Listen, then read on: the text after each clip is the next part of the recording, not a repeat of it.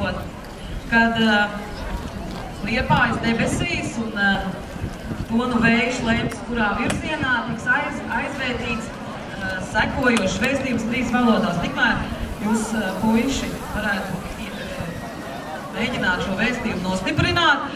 Un es savukārt varētu jūs pastāstīt, ka šim te gaisa balonam tiek piestiprināta kapsula, kurā 3 valodās ir rakstīts šādi vārdi.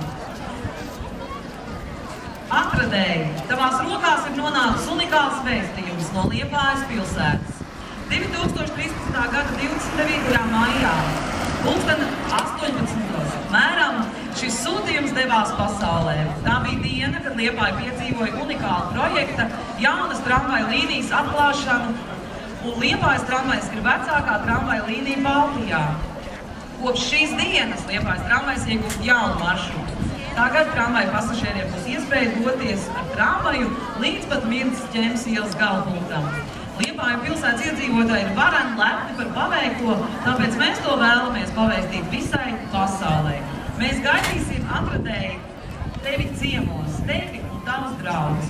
Šim vēstījumam pievienojam 2 Liepājas tramvaja talonus, lai ierodoties Liepājā vari paudīt unikālo braucienu ar unikālo Liepājas tramvaju. Lūk, 3 valodās šāds vēstījums ir.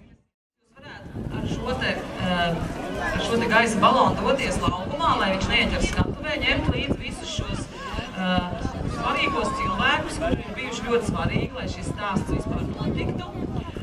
Un skanot Liepājas tramvaja himnai, elektriskai zivī, vēstīsim pasaulē, jā, mēs esam liepājnieki, jā, un mums ir jauna tramvaju līnija.